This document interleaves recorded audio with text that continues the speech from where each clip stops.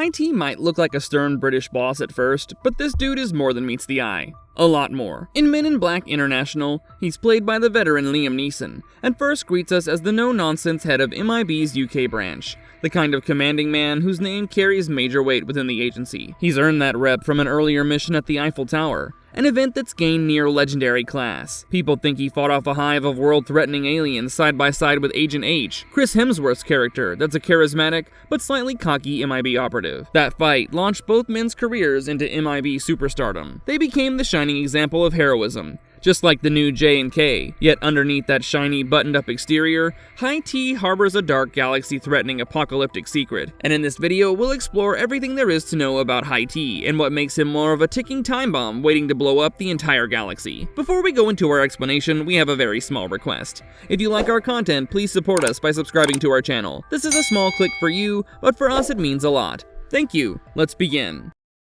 Is HighT human? HighT changes from a polished commander into a frightening creature that nobody sees coming. The first time he shows up in Men in Black International, he looks like your typical agency head. Dignified suit, level stare, totally in control. Nobody suspects the truth about the alien monster hiding beneath his human exterior. This beast emerges in the final act, and it's a rude awakening for the other characters, and for the audience. But that monstrous form tells us a lot about how the Hive operates, and how drastically T's body morphs when they absorb him. He becomes the perfect hybrid of HighT's commanding aura, and the Hive's appetite for domination, to create a shape that's both humanoid and horrifying. He starts out normal enough. At the film's outset, T wears a crisp black suit, much like the Men in Black crowd. He has the usual human proportions, arms, legs, and a standard face that belongs to Liam Neeson. His posture is firm, almost military, and he holds himself like a father figure who runs the UK branch of MIB with authority. That physical carriage gives him a sense of command. Agents beneath him see a tall, no-nonsense man who stares them down whenever they mess up. This alone is enough to keep people in line, and it's no accident that T has climbed the ranks so fast. But that human facade is only one layer. Underneath, something monstrous stirs.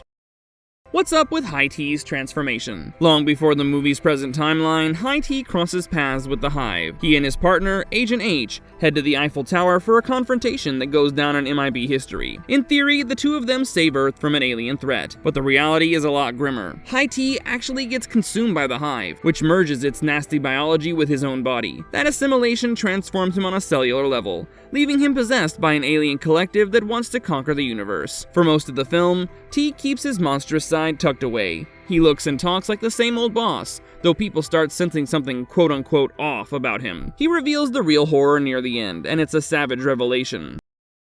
The monster form. When T first unleashes his alien shape, it's a shock. We see a bit of it during the confrontation at the Eiffel Tower in the final act. He's no longer just a tall man with a stern gaze. His flesh warps, the way a sickly husk might peel back to show a horrifying creature beneath it. The movie frames it in a dramatic way, letting that once familiar face stretch and twist until we glimpse what the Hive truly is. T's body bulges with new muscle, or rather, a mass of inhuman tissue that merges with his once human frame. The result is a shape more fluid than bone and muscle. The Hive's assimilation process grants shape-shifting abilities, so T can revert to his normal look at will, or sprout monstrous features when he wants to do damage. He displays an almost tar-like texture in some scenes, as if his skin has grown slick and dark. That effect hits us the moment he reveals his true self. He turns from a fatherly figure into something dripping with malice. In this final creature form, his entire face contorts, becoming more angular, with ridges that suggest an insectoid or crustacean influence. It's as if the Hive tries to blend various alien anatomies into one vile package. The eyes might glow with a faint malevolence, or appear sunken and predatory. The lips curl back, revealing a mouth that can expand into a fearsome maw. Instead of the typical teeth arrangement,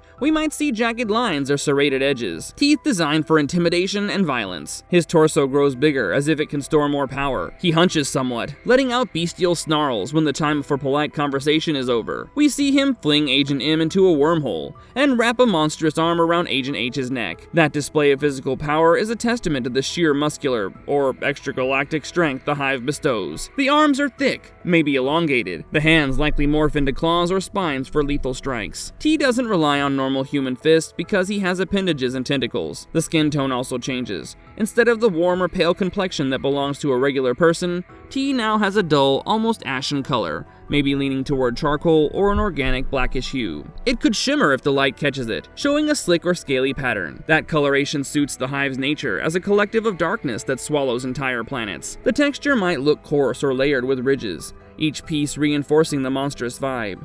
The surface is tough enough to shrug off typical MIB weaponry, so T no longer fears a standard energy blast. People basically have to use a super weapon to stand a chance against him.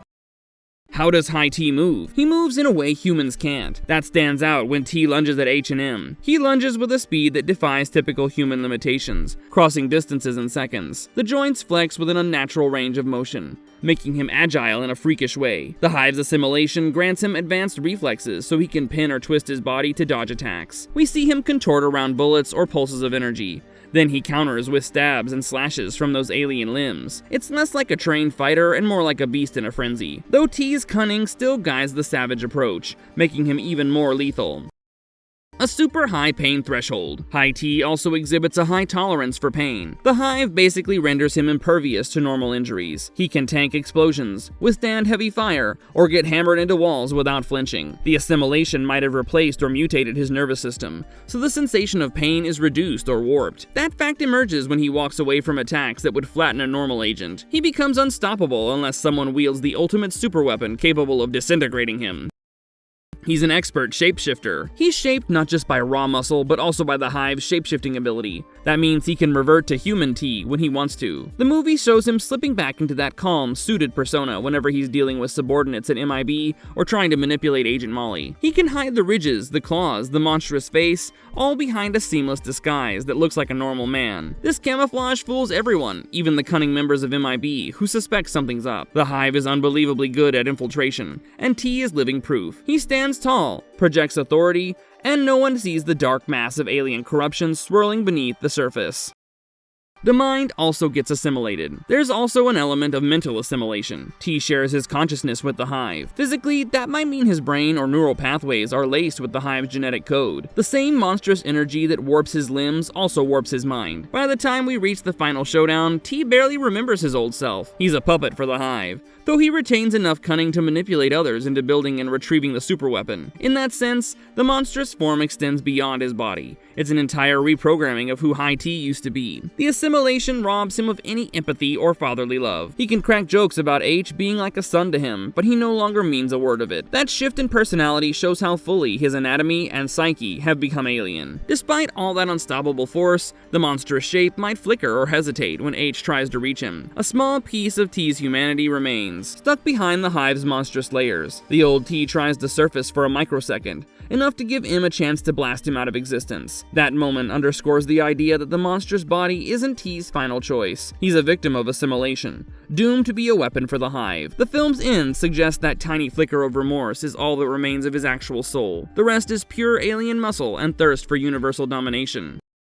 Final Confrontation. The final confrontation at the Eiffel Tower reveals the entire spectacle of T's monstrous shape. Amid swirling lights and the portal to the Hive's dimension, T looks even more inhuman. He stands by the portal with the superweapon in hand, his figure partially silhouetted. Then he attacks. He grabs H, chokes the life out of him, and flings him across space. In the film, we see the monster side in all its savage glory. The arms bulge, the fingers curl into sharp instruments, and the face is twisted with raw hatred for anything that stands in the Hive's way. Even his voice changes, no longer sounding quite human. We notice how T's monstrous biology merges advanced alien weapon tech. He modifies the superweapon to open a massive wormhole for the Hive's invasion. The same raw power that warps his body also warps his sense of invention. He aims to reshape the universe for the Hive. This synergy of biology and technology might appear in the way the weapon pulses with the same color as T's eyes, or how the device reacts to T's partial assimilation. The Hive's own genetic structure resonates with advanced machinery. T's monstrous side becomes the perfect conductor for that destructive energy. When M triggers the superweapon and fires on T,